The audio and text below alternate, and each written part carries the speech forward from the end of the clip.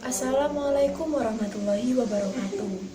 Perkenalkan, nama saya Rizky Lailatul Maulidia Maghfirah dengan NIM 2106401000027. Saya berasal dari Prodi Pendidikan Ilmu Pengetahuan Alam. Pada kesempatan kali ini, saya akan mengajak kalian belajar tentang hukum nun sukun atau tanwin. Hukum nun sukun atau tanwin ini adalah salah satu tajwid yang terdapat dalam Al-Quran. Hukum ini berlaku apabila ada nun sukun atau tanwin bertemu dengan huruf-huruf tertentu.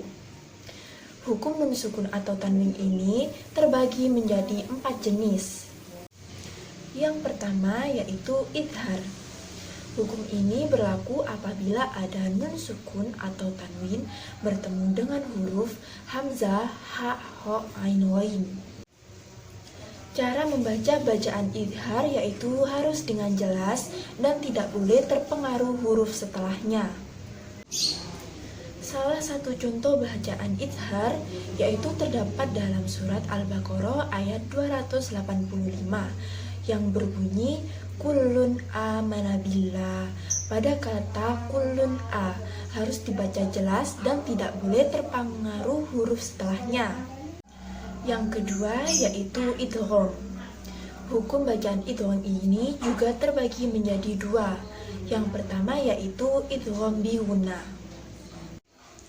Hukum bacaan idgham bi gunah ini berlaku apabila ada nun sukun atau tanwin bertemu dengan huruf ya, nun, mim, dan wawu.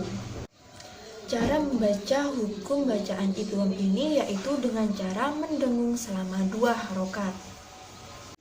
Salah satu contoh bacaan idgham bi gunah dalam Al-Quran yaitu terdapat dalam surat Al-Lahab ayat 1 yang berbunyi Tabbat yada abi lahabi wa tab. Pada kalimat bi wa tab yaitu harus dibaca dengan dengung selama 2 harokat. Yang kedua yaitu hukum bacaan idgham bila gunah. Hukum bacaan ini berlaku apabila ada nun sukun atau tanwin bertemu dengan salah satu huruf lam atau ro. Cara membaca hukum bacaan idgham bila gunah yaitu tidak perlu didengungkan seperti membaca hukum bacaan idgham bi gunah. Salah satu contoh bacaan idgham bila gunah yang terdapat dalam Al-Quran yaitu terdapat dalam surat Al-Ikhlas ayat 4 yang berbunyi walam yakullahu kufuwan ahad. Kata walam yakullahu tidak boleh dibaca mendengung. Yang ketiga yaitu iklab. Pada hukum bacaan iklab ini ditandai dengan adanya mim kecil yang diletakkan di atas antara nun sukun atau tanwin dengan huruf ba. Cara membaca hukum bacaan iklab ini yaitu dengan cara mengganti bunyi huruf nun sukun atau tanwin dengan huruf mim mati, disertai dengan dengung selama 2 harokat. Salah satu contoh bacaan iklab yang terdapat dalam Al-Quran terdapat dalam surat Al-Baqarah ayat 18 yang berbunyi summun bukmun. Yang ketiga yaitu ikhfa. Pada hukum bacaan ikhfa ini juga terbagi menjadi 2. Yang pertama yaitu ikhfa hakiki. Hukum ikhfa hakiki berlaku apabila ada nun sukun atau tanwin bertemu dengan salah satu huruf ta, sa, jim, dal, dal, za, sin, shin, sodot, tok, do, fa, kof, kaf. Cara membaca bacaan ikhfa yaitu dengan cara menyamarkan huruf nun sukun atau tanwin ke dalam huruf-huruf ikhfa disertai dengan dengung selama 2-3 harokat. Salah satu contoh bacaan ikhfa hakiki yang terdapat dalam Al-Quran yaitu terdapat dalam surat An-Nas ayat 4 yang berbunyi min syarril waswasil khannas. Min syarril harus disamarkan dan mendengung selama 2-3 harokat. Yang kedua yaitu ikhfa syafawi.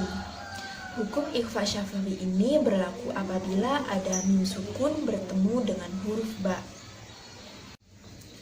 Cara membaca hukum bacaan ikhfa syafawi ini yaitu dengan cara menyamarkan huruf mim sukun ke dalam huruf ba dengan tidak ada penekanan dan disertai dengan mendengung selama 2-3 harokat. Salah satu bacaan ikhfa syafawi yang terdapat dalam Al-Quran yaitu terdapat dalam surat Al-Insyiqaq ayat 24 yang berbunyi Fabasyirhum bi'adabin alim Fabasyirhum bi.